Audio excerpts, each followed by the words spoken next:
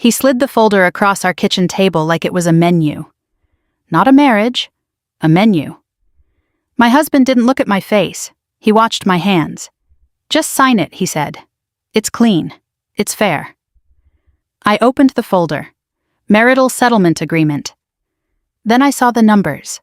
The house. A modest check. A deadline. And one quiet line saying I had no claim to the company's decisions. He leaned back satisfied. "You've been living off me for years," he said. "Let's not make this ugly." 27 years, and he was talking like I was a tenant. Then he said it easy as breathing. "You're nothing without me." The words sat there between us. I didn't answer. He took my silence as proof. "You're old," he added. "You're not marketable anymore." Marketable. Like I was a product with an expiration date. His phone lit up. He glanced down too fast to hide it. "Lila." He stood and smoothed his shirt like he was heading to a meeting. "I'm going out," he said. "We're making it official tonight." At the door, he turned back with that public smile. "Try to be gracious," he said. "People will talk."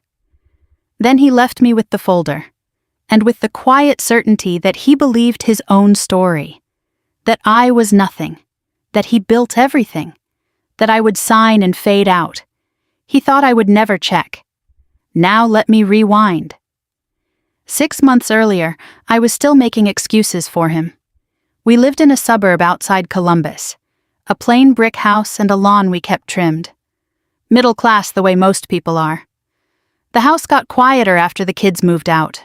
I used to think quiet meant safe. Then he started changing. Not in some dramatic way. In small ways that made me question my own memory. He began going to the gym after work.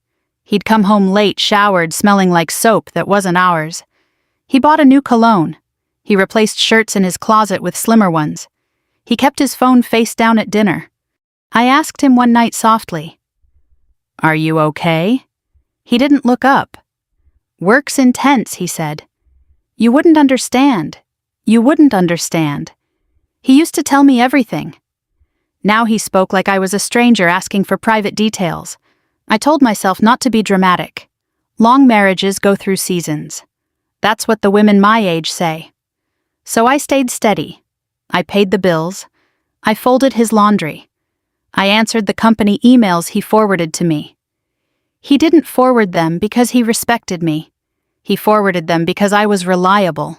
Reliable women become invisible. Then I found a receipt in his car, a downtown restaurant, 2 entrees, 2 cocktails. The date was a Sunday we'd spent at my sister's house. He had a call and left early. I stared at that receipt at my kitchen counter.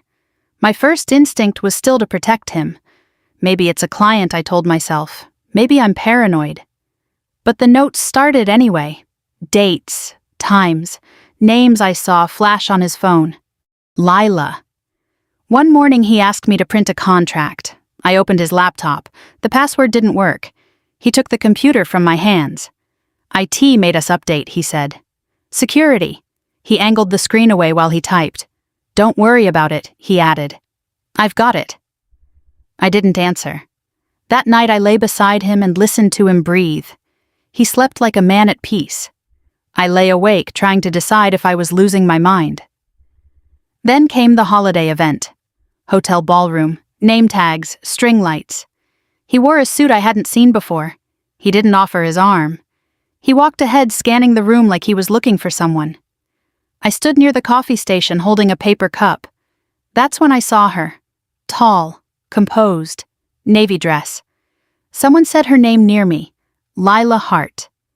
I recognized it from the local paper. She ran a philanthropic fund, the kind that worked with hospitals and scholarships. A woman with a reputation. My husband moved toward her like he was pulled by a string. His smile changed. It got younger, warmer. He leaned in too close. She touched his arm, brief and familiar. They spoke like people who shared more than work. I didn't cry. I didn't march over. I just watched. Because I needed to see my marriage as it really was. On the drive home, he talked about connections and visibility. He never said her name. At a red light, I asked, Who is Lila? His hands tightened on the wheel. She's a foundation partner, he said. It's business. He said it with irritation, like my question was an inconvenience. That was the betrayal, not the woman, the contempt. Because if it was innocent, he would have introduced us. 2 weeks later, the folder landed on my kitchen table, and he told me I was nothing. In the moment, I didn't explode. I closed the folder gently. I stood up and walked to the sink. I rinsed a plate that didn't need rinsing. My hands needed something to do. When I turned back, he was watching me with impatience. Well, he said. I'm not signing this tonight, I said. He scoffed. You don't have options. I nodded once. Okay. He didn't know what to do with okay. He grabbed his coat and left like the house belonged to him.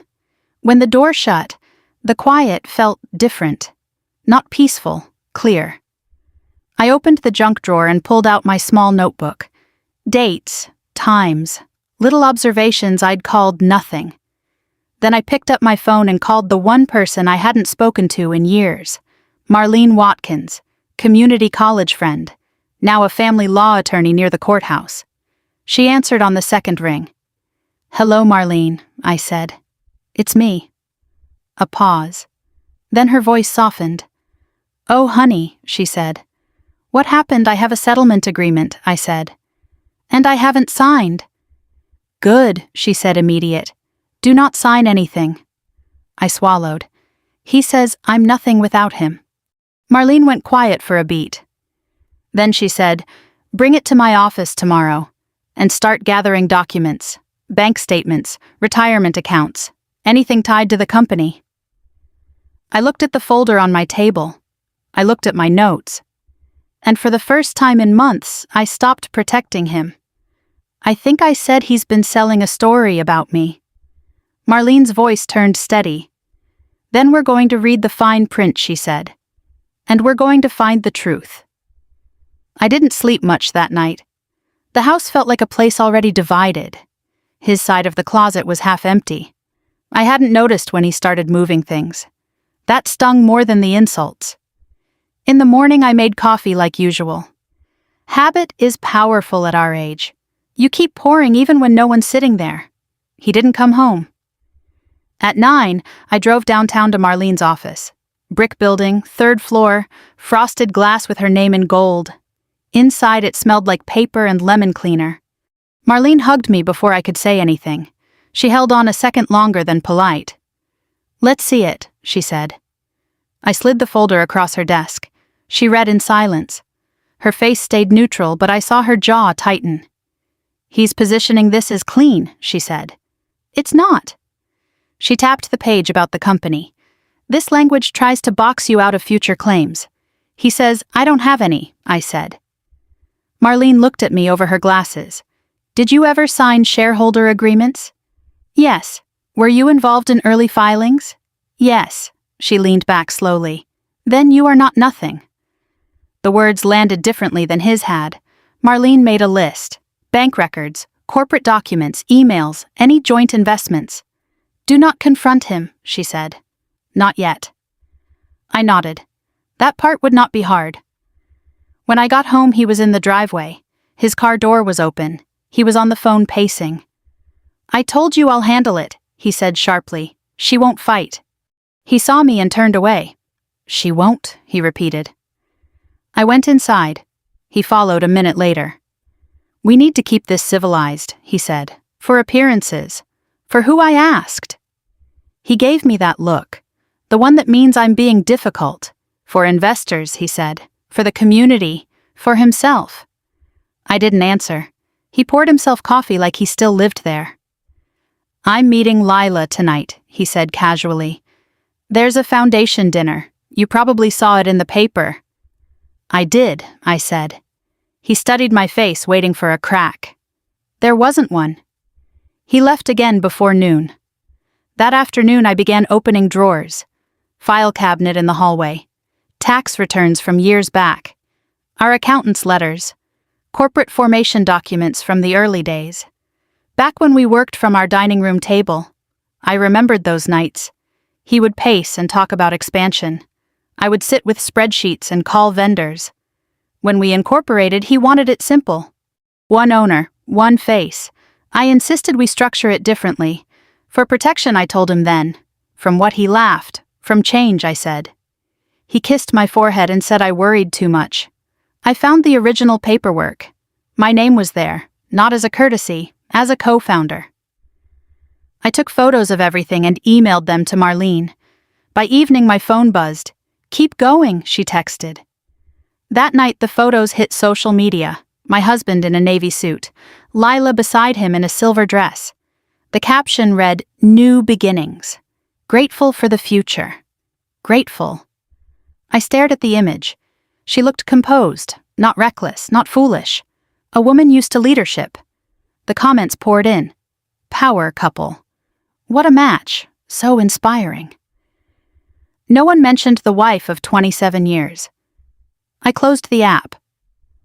An hour later, he came home. He walked in like he expected silence. I was at the kitchen table with a stack of documents. He paused. "What's all this old files?" I said. "Organizing." He set his keys down slowly. "You don't need to dig," he said. "It's over." I looked up at him.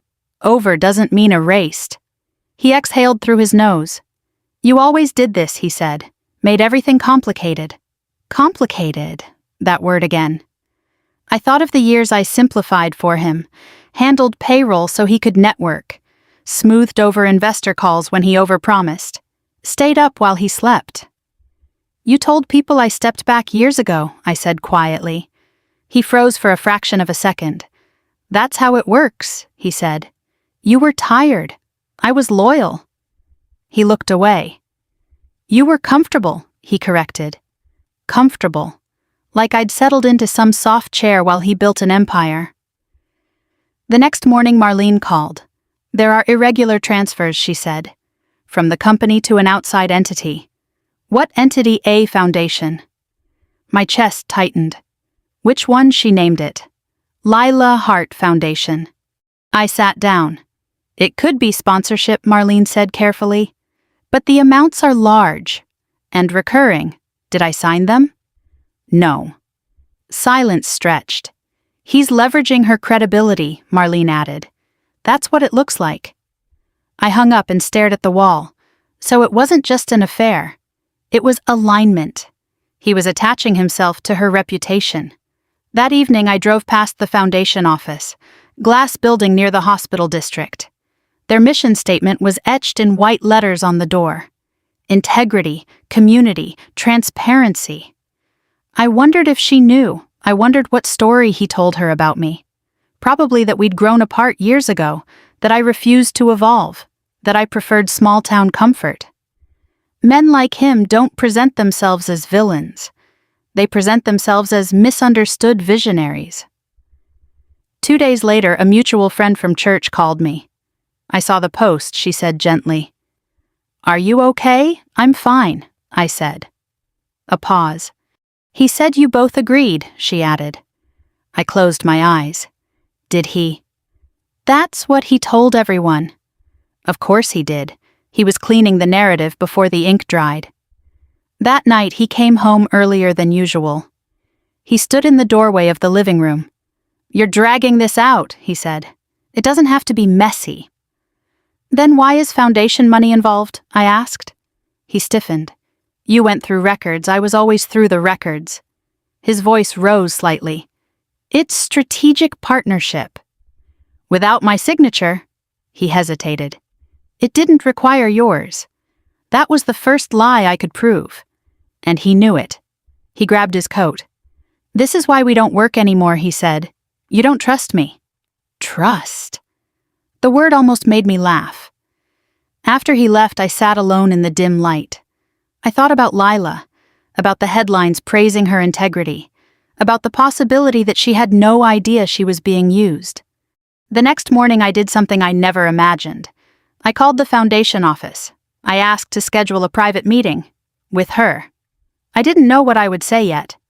But I knew one thing. If he was selling two versions of the same story, one of us was going to compare notes. The first time I sat across from Lila Hart, she looked nothing like a villain. She looked tired. Not weak, just tired. Her office overlooked the hospital parking lot. Late afternoon sun hit the glass and made everything softer than it was. She stood when I walked in. "You must be Claire," she said. Her voice was steady, professional. I nodded. "And you're Lila." We shook hands. Her grip was firm, no tremor. "Thank you for meeting me," she said. "I wasn't sure you would." I held her gaze. I wasn't sure either. We sat down. There were framed photos behind her, scholarship recipients, ribbon cuttings, smiling children. She had built something real. For a moment, I felt almost foolish being there. Then I remembered the transfers. "I won't waste your time," I said. "This is about my husband." Her expression shifted just slightly. "He told me you knew," she said. "Knew what, that your marriage was over. That you both agreed to separate quietly. I let that sit between us." "He moved out 2 weeks ago," I said. "After presenting divorce papers." Her fingers tightened around the edge of her desk. "That's not what he said." I believed her.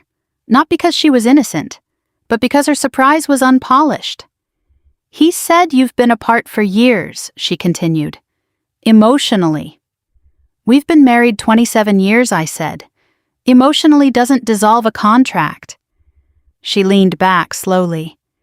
"He told me you weren't involved in the company anymore."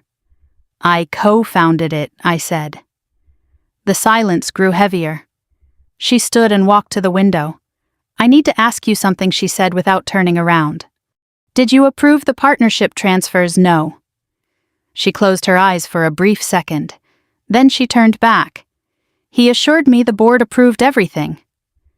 "There is no board without me," I said. That landed. She returned to her chair. "Why are you telling me this?" she asked carefully. "Because your foundation is receiving funds that require my signature." She stared at me. "Are you accusing me of fraud?" "No," I said calmly. "I'm telling you someone may be using your reputation." Her jaw tightened. "That's a serious claim. So is signing legal documents you haven't read." She didn't blink. "You think he's manipulating both of us? I think he's protecting himself." We sat there in the quiet hum of the building. Finally, she reached for her phone. "I need to see the transfer documents," she said. I brought copies. I slid the folder across her desk. She scanned the pages quickly, then slower. Her expression changed from confusion to something sharper. "These aren't structured as sponsorships," she murmured. "They're listed as strategic advisory fees." "Yes, for what advisory?" "That's what I'd like to know." She exhaled. "This could damage us. It could damage me too." She looked at me, then really looked. Not as the wife, not as the obstacle, as another woman in the same storm. "He told me he was separated for a year," she said quietly. "He said you refused to sign because you were bitter." I felt something cold settle inside me. "I refused to sign because I read," I said. Her lips pressed together. "I don't do affairs," she said. "I don't do lies." We held each other's eyes for a long moment. Two women comparing timelines, comparing words, comparing promises. "Did he ever mention restructuring the company?" she asked. "Yes, he told me he was expanding ownership, making space for long-term leadership alignment." "With you?" I asked. She didn't answer directly. "That's what it sounded like." I nodded. He wasn't just replacing me personally, he was replacing me structurally, and he'd wrapped it in growth language. Lila closed the folder. "I need to confront him." "No," I said gently. She paused. "If you confront him now, he'll adjust the story." She watched me weighing it. "What do you suggest we compare everything first?" She studied my face again. "Why should I trust you?" "You shouldn't," I said. "Not yet." That seemed to relax her more than any reassurance would have. She stood and walked to a cabinet. She pulled out her own file. "Here's every agreement he signed with us," she said. We spent the next hour at her small conference table, side by side, reading, highlighting, matching dates. His patterns emerged. He told her our marriage had been empty for years. He told me she was strictly professional. He used identical phrases in emails to both of us. Future vision, shared growth, mutual understanding. They were templates. By the time we finished, the sun had set. The room was darker. She leaned back and covered her face with one hand. "I feel foolish," she said. "Don't," I replied. She looked at me. "You built something," I said. "So did I." He needed both. Her eyes filled, but she didn't cry. He said you didn't support his ambition. I almost smiled. I supported it so well he forgot it wasn't his alone. That broke something in her. Not dramatically, just enough. "He told me you were comfortable staying small," she said. "I was comfortable staying stable." She nodded slowly. "That's not the same thing." No, it wasn't. She folded her hands on the table. "If this goes public," she said, "my board will panic. If it stays hidden," I said, "he wins." We sat with that. Finally, she inhaled. "What's your attorney's name?" "Marlene Watkins." She nodded once. "I have counsel too," she said. "We should coordinate. I hadn't expected that." "You're willing?" I asked. "I don't protect men who lie," she said simply. In that moment, something shifted. Not revenge. Alignment. He had assumed we would fight, that we would compete for credibility. Instead, we were comparing signatures. When I stood to leave, she walked me to the door. "I never wanted to hurt you," she said. "I know," I replied. She hesitated. "He told me you'd never speak to me." "He doesn't know me very well," I said. Outside, the air felt colder, clearer. For the first time since the folder hit my kitchen table, I didn't feel alone. When I got home, his car was in the driveway. He was waiting. He leaned against the hood like he'd rehearsed something. "Did you call her?" he asked. His voice was tight. "Yes." He laughed once. "She told me." Of course she had. And I asked. "You're embarrassing yourself," he said, "dragging her into this." I studied him. "You already did," I said. His face hardened. "You don't understand how these partnerships work. I understand signatures." He stepped closer. "You're going to regret this." "Why?" I asked calmly. Because I read his jaw clenched. For a second I saw it. Not power, not confidence, fear. He got in his car and drove away without another word. I stood there watching the taillights fade. He still believed he could manage the narrative. But now there were two of us holding the documents. And we were no longer comparing ourselves. We were comparing facts. The next morning, Marlene called with an update. "The transfers may constitute breach of fiduciary duty," she said. I looked out at the quiet street. "What does that mean?" I asked. "It means," she said evenly, "he's not just divorcing you, he's exposing himself." The first time I saw him look unsure was in a courthouse hallway. Not at home, not at the foundation, in a public building with beige walls and humming fluorescent lights. He stood outside courtroom B, phone pressed to his ear, voice low. I watched him from the far end of the corridor. He wasn't smiling. That was new. 2 months earlier, he had been confident. Confident I would sign. Confident Lila would stand beside him. Confident his version would hold. Now he kept glancing toward the courtroom doors like they might close without him. Marlene stood next to me, reviewing her folder one last time. "You ready?" she asked. "Yes," I said. And I meant it. This wasn't about humiliation. It was about clarity. Inside the courtroom, everything felt smaller than I expected. Wood benches, a judge who looked tired but alert. Our attorneys took their places. He didn't look at me when he sat down. That was fine. The first half was procedural. Division of assets, retirement accounts, the house. Marlene spoke calmly, methodically. When it came time to address the company, the air shifted. Marlene stood. "Your Honor," she began, We have documentation indicating unauthorized transfers from the company to an external foundation without required co-signature. The judge glanced over his glasses. Is that correct? He asked my husband's attorney. His attorney shifted in his seat. The transfers were strategic partnerships, he said. Without my client's approval, Marlene replied. The judge looked at my husband. Were these transfers disclosed? He cleared his throat. Yes, he said. My heart didn't race.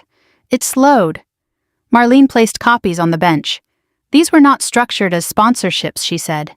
They were categorized as advisory fees tied to future equity alignment. The judge studied the paperwork. My husband's jaw tightened. This is being exaggerated, he said finally. My wife was no longer operational. The word operational hung in the air. Like I'd been retired without notice. I didn't speak. Marlene did. My client remains a co-founder with legal authority. The documentation reflects that. The judge leaned back. This court is not here to adjudicate corporate fraud today, he said carefully. However, these matters may affect asset division. He paused. I recommend immediate transparency. The hearing adjourned for the day, not dramatic, not explosive. But something had cracked. Outside the courtroom, he approached me for the first time in weeks. This didn't need to happen, he said quietly. It already did, I replied. He rubbed his forehead. You're damaging everything we built. I looked at him. We built, I asked. He hesitated. That's not what I meant. It was exactly what he meant. He lowered his voice. You think she'll stand with you, he said. When this turns ugly, she already has, I said. He blinked. That was the first time I saw him recalculating. He stepped back. You're making a mistake, he said. Maybe, I answered. But it won't be silent. He walked away before I could say anything else. Lila was waiting near the stairwell. She had chosen a simple gray suit. No press, no audience, just her and her attorney. When she saw me, she nodded once. Not dramatic, just aligned. Her testimony that afternoon had been precise. No theatrics. She confirmed the timeline. She confirmed what he told her. She confirmed she had not been informed of the full marital status. Watching her speak, I felt something settle inside me. He had expected conflict. Instead, he was facing consistency. Later that week, financial review escalated. The company's internal counsel began asking questions. Investors requested clarification. The foundation issued a transparency statement. It didn't accuse him. It simply stated facts. Facts are heavy. At home, the house felt emptier now that I knew I would keep it. I walked through each room slowly. Photographs still hung on the walls. Family vacations. Graduations. Church picnics. I took one photo down. The three of us on the porch years ago, before ambition outgrew humility. I didn't tear it. I placed it in a drawer. Marlene called 2 days later. He's offered mediation, she said. On what terms he's willing to adjust asset distribution if we keep the corporate review quiet. There it was. Containment. He's scared, I said. Yes, she agreed. I thought about that word. Scared. He had never seemed scared in our marriage. Frustrated, impatient, dismissive, but not scared. I drove to the grocery store that afternoon. Ordinary errands ground you. I stood in the cereal aisle staring at brands I'd bought for decades. An older woman next to me smiled politely. You look familiar, she said. I almost laughed. Small town, I said. She nodded. We all know each other's business. I smiled back. Not all of it, I thought. That night he came by to pick up the last of his clothes. He walked through the house slowly, as if measuring what he'd lost. Lila thinks this will pass, he said suddenly. Pass, I asked. The scrutiny. I folded a sweater and placed it in a box. It might, I said. He looked at me sharply. That doesn't sound like you. Like what? Vindictive? I met his eyes. I'm not vindictive, I said. I'm documented. He almost smiled. You've always been good with paperwork. Yes, I said softly. I have. He paused at the doorway. You're going to end up alone, he said. The words were quieter this time, less cruel, more uncertain. I was alone before I replied. He didn't argue with that. After he left, the house felt different, not abandoned, unburdened. A week later, the court issued preliminary division terms, significant share reallocation, mandatory corporate audit. The language was clinical, but the outcome was clear. He would not walk away untouched. He called me that evening. I almost didn't answer. You didn't have to go this far, he said. I didn't, I agreed. Then why I considered the question? Because you assumed I wouldn't, I said. Silence. Then softer than before, he asked, Do you hate me? I let that breathe. No, I said. I just see you. He exhaled slowly. That seemed to unsettle him more than anger would have. When the call ended, I sat at the kitchen table alone, not trembling, not triumphant, just steady. The next morning, Lila sent me a message. The audit had uncovered additional discrepancies. More than either of us expected. We were no longer just correcting a divorce. We were exposing a pattern. And patterns don't collapse quietly. They unravel. The audit report arrived on a Thursday morning. Certified mail. Thick envelope. I sat at the kitchen table and stared at it for a full minute before opening it. Not because I was afraid of the truth, because I understood what truth costs. Marlene was already on speaker when I slit the envelope open. Walk me through it, she said. The language was technical but clear. Unauthorized categorization of funds, misrepresentation of advisory structures, potential personal gain through equity positioning tied to foundation alignment. I swallowed. So he wasn't just careless, I said. No, Marlene replied evenly. He was strategic. Strategic. That word used to make me proud. Now it felt like acid. Later that afternoon, Lila and I met again, this time at a quiet cafe near the courthouse. No one there knew us. We ordered tea. Neither of us drank it. Her board had reviewed the audit summary. They're furious, she said quietly. Not at you.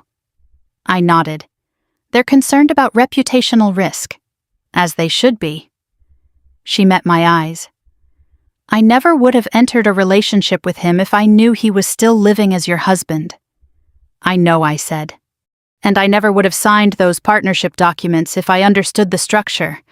I know that too. We sat in silence. Not awkward. Just processing. He told me, she said carefully, that you didn't want the company anymore. I almost smiled. I built the accounting system from scratch, I said. I negotiated our first loan. She tilted her head slightly. He said you preferred stability over growth. I prefer honesty over spectacle. That landed. She looked down at her hands. My father lost everything when a partner misrepresented funds, she said. It nearly destroyed our family. I hadn't known that. He told me you resented his ambition, she continued. I resented being edited out of it. That was the truth. She looked up. What happens now, mediation, I said. Asset division. Corporate restructuring. And him, he's facing internal review. Her jaw tightened slightly. He's still telling people this is a misunderstanding. He believes it, I said. That was the most unsettling part. He didn't see himself as dishonest. He saw himself as entitled. That evening he showed up unannounced, not angry, not defensive, controlled. We stood in the living room where our children once opened Christmas presents. You and Lila coordinating, he said. That's not a good look. For who, I asked. For her. I folded my hands. She's aware of the facts. He shook his head. You're putting her in a difficult position. No, I said. You did. His jaw tightened. You're trying to destroy me. No, I answered calmly. I'm refusing to protect you. That was the shift. For decades I had buffered him, softened investor calls, smoothed over late payments, explained his moods to friends. Now I wasn't. He stepped closer. You think she'll respect you after this? I don't need her to, I said. I need her to understand. He studied my face like he was searching for bitterness. There wasn't any. That confused him. You're different, he said quietly. No, I replied. I'm documented. He looked almost tired then. Do you remember when we couldn't afford daycare? He asked suddenly. Yes, you believed in me. I believed in us.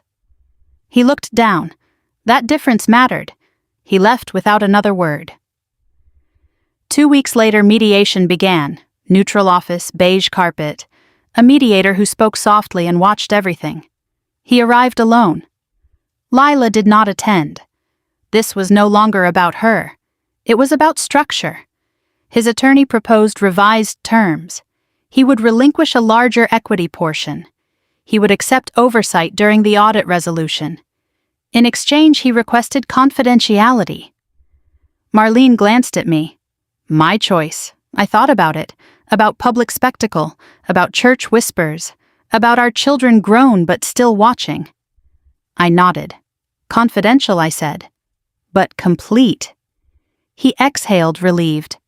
He had always cared more about image than consequence. Over the next month, the agreements finalized. The house remained mine. Retirement accounts adjusted. Corporate shares redistributed in my favor due to breach findings. He stepped down from operational control pending review. The official statements were careful. Restructuring, alignment, personal transition, no scandal headline, just quiet correction. One afternoon I saw him at the hardware store. He was alone, standing in the paint aisle. For a moment he didn't see me. He looked smaller somehow. Not physically, just unaccompanied by narrative. When he noticed me, he gave a short nod. Hi, he said. Hi, how's the house? He asked. Stable, I said. He almost smiled. That sounds like you? Yes, I replied. It does. There was no hostility, just distance. He hesitated. She moved her foundation focus out of state, he said. I nodded. I heard. They needed a fresh start. I didn't comment. He shifted his weight. I never meant to hurt you, he said. I know, I replied. That startled him. But you did, I added quietly. He nodded once.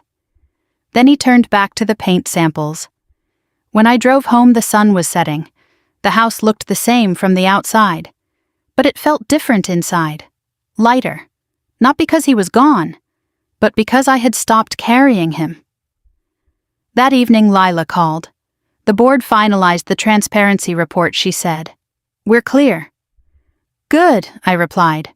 She paused. I'm grateful you reached out, she said. I'm glad you listened. A small silence. He underestimated you, she said. I considered that. No, I answered softly. He stopped paying attention. After we hung up, I walked through the house slowly. I turned off lights one by one. Not in grief, in completion.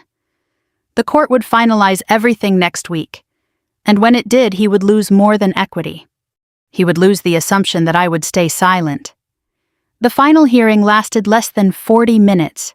27 years reduced to signatures and stamps. I wore a navy dress I'd owned for years. Not new, not symbolic, just familiar. He wore gray. He looked composed, almost relieved. The judge reviewed the settlement terms one last time. Asset division confirmed. Equity redistribution finalized. Corporate oversight acknowledged. Confidentiality clause approved. No raised voices. No dramatic closing statements. Just the quiet language of consequence. When the judge said this marriage is dissolved, I felt something settle. Not grief, not triumph. Release. Outside the courtroom, we stood facing each other. The hallway buzzed with other families ending. He held a folder under his arm. I carried nothing. This didn't have to become this, he said. It didn't, I agreed. He studied my face. You could have signed. I could have. Why didn't you? Because I was tired of being edited. Because I was tired of protecting your ambition. Because I was tired of shrinking. But I didn't say any of that. I read, I said instead. He let out a small breath. You always did. There was no anger left in him, just recalibration. I hope you're happy, he said. I hope you're honest, I replied. That seemed to land. He nodded once and walked toward the exit. No dramatic glance back, just a man stepping into a different version of himself. Marlene squeezed my arm. You handled that with grace, she said. I handled it with clarity, I replied. Outside, the air felt cool, ordinary, cars passing, people checking their phones, life moving without commentary. Lila was waiting across the street. Not because she had to be, because she chose to. She crossed toward me. Is it done? She asked. Yes. She exhaled slowly. Good. We stood there for a moment. Two women no longer connected by him. Connected by decision. My board wants to thank you, she said, quietly. That's not necessary. It matters, she said. You protected more than yourself. I thought about that. About the younger version of me sitting at a dining room table building spreadsheets. About the older version sitting in court. I protected the structure, I said. She smiled faintly. You protected yourself. That too. Over the next few weeks, life rearranged itself. The company issued a formal statement. He would transition to a non-operational advisory role during review. Investors responded calmly.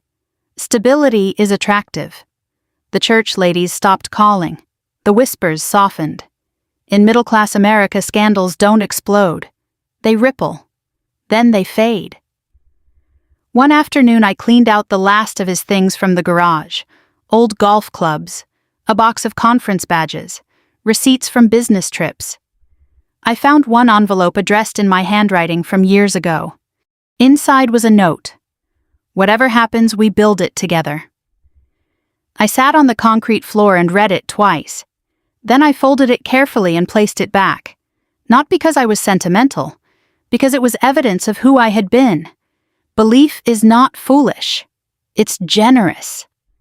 That evening he called. I let it ring once before answering.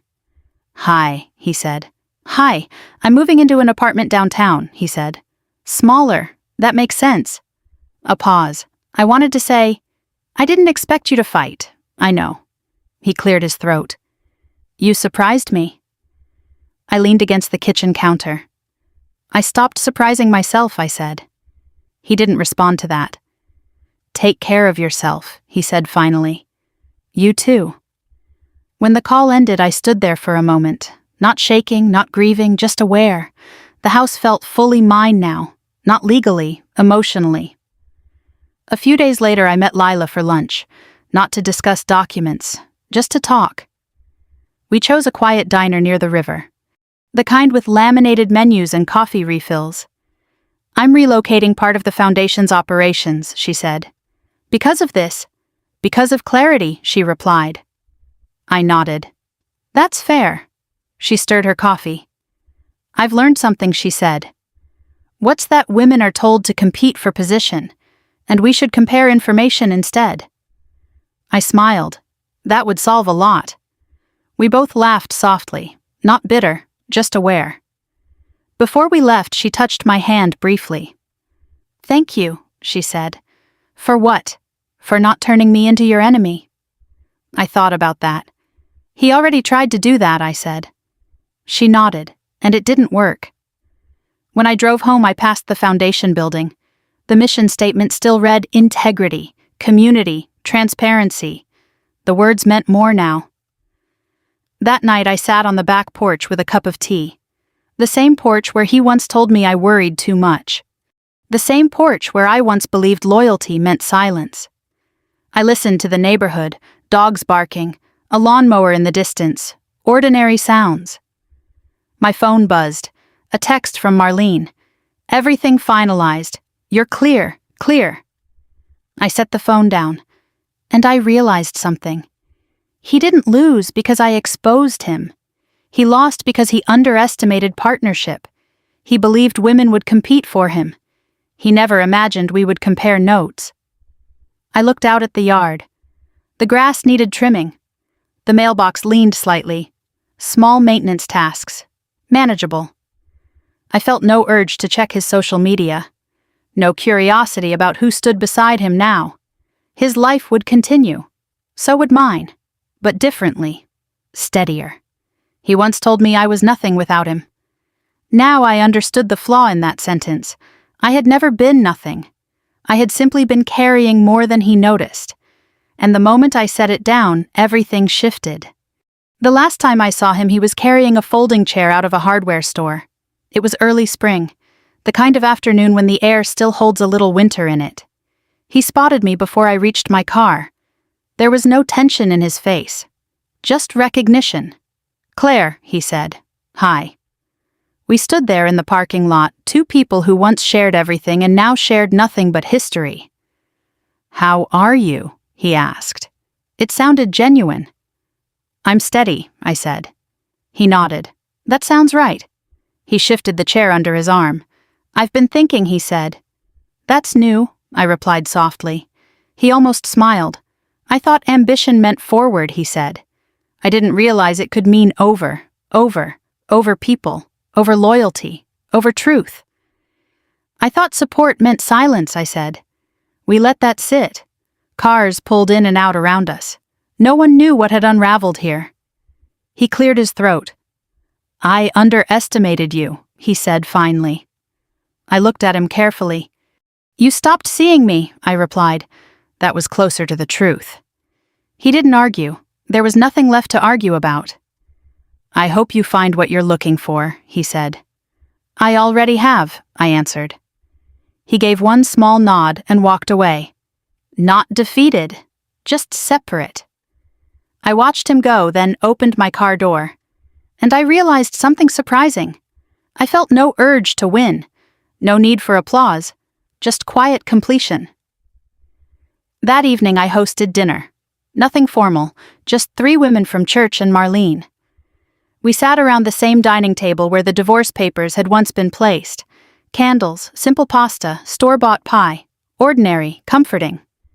At some point, one of the women asked gently, "How are you really?" I considered it.